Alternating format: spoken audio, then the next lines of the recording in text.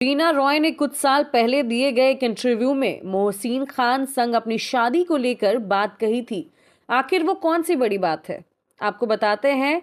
और साथ ही बताया था कि उन्होंने उस रिश्ते में क्या कुछ सहा और बेटी की कस्टडी के लिए आखिर कितने पापड़ बेले।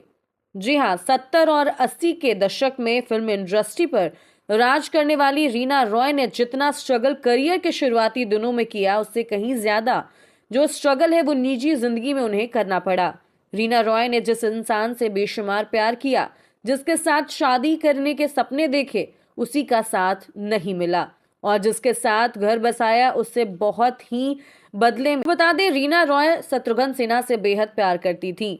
दोनों ने एक साथ 16 फिल्मों में काम किया, जिनमें से 9 हिट फिल्में रही थी। साथ में काम करते करते रीना रॉय और शत्रुघ्न सिन्हा एक दूसरे के करीब आ गए थे।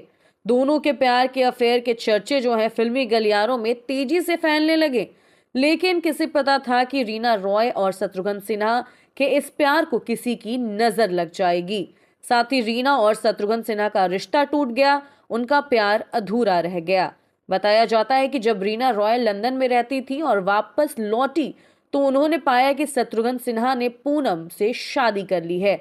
रीना रॉय शत्रुघ्न सिन्हा के धोखे से काफी टूट गई थी, लेकिन किसी न किसी तरह से रीना ने खुद को संभाला और वापस अपने करियर पर ध्यान देना शुरू कर दिया। रीना रॉय ने नागिन जैसी फिल्मों को जैसे को तैसा और साथ ही जख्मी और कालीचरण जैसे ब्लॉकबस्टर फिल्मों में काम किया है। 1976 तक आते आते रीना रॉय उस वक्त की सबसे कमाई करने वाली हीरोइन में बेशुमार थी। पर रीना रॉय ने फैंस को तब जोरदार झटका दे दिया जब उन्होंने अपने करियर के पीक पर पहुंचकर पाकिस्तानी क्रिकेटर मोहसिन खान से शादी करने का फैसला किया। रीना के मुताबिक वह एक ब्रेक चाहती थी और उन्होंने सोचा कि शादी करके उन्हें ब्रेक मिलेगा। रीना ने मोहसिन खान से शादी कर ली और फिर बेटी सनम के जन्म के बाद फिल्मों में वापस आने का प्लान जो है वो त्याग दिया। लेकिन रीना रॉय को क्या पता था कि जिस सुकून और ब्रेक की तलाश में उन्होंने शादी की थी, उसकी जगह उन्हें सिर्फ अकेलापन, घुटन और दर्द ही मिलेगा। रीना रॉय ने साल 2012 में मुंबई मिरर को दिए गए रीना रॉय ने आगे कहती हैं कि उनका लंदन में एक घर था, वह मुझे वहां कभी अच्छा नहीं लगा वहां पर रहना। जब वह अपने क्रिकेट मैच खेलने आते थे तो मेरी बहनें उन्हें कंपनी देने लंदन आती थी।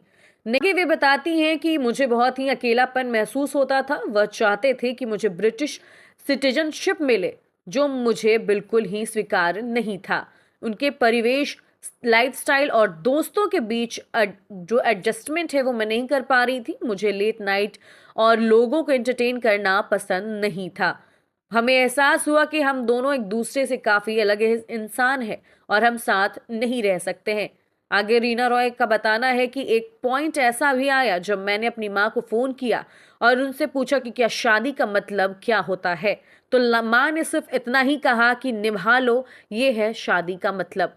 शादी का मतलब है निभाना। तो मैंने माँ की बात सुन ली, नहीं तो मैं बहुत पहले ही वापस आ जाती। रीना रॉय ने इस इंटरव्यू में बताया कि मोहसिन खान ने अलग होने के बाद उनकी बेटी सनम की कस्टडी पाने के लिए आखिर उन्होंने कितने पापड़ बेले थे। रीना के मुताबिक वह बेहद खौफनाक था। रीना ने कहा कि मुझे सनम को वापस पाने के लिए कोई कसर बाकी नहीं छोड़नी थी। शम्मी आंटी घर पर साधु भेजती थी और मुझे क्या करना है और क्या नहीं करना है की लंबी चौड़ी लिस्ट देते थे।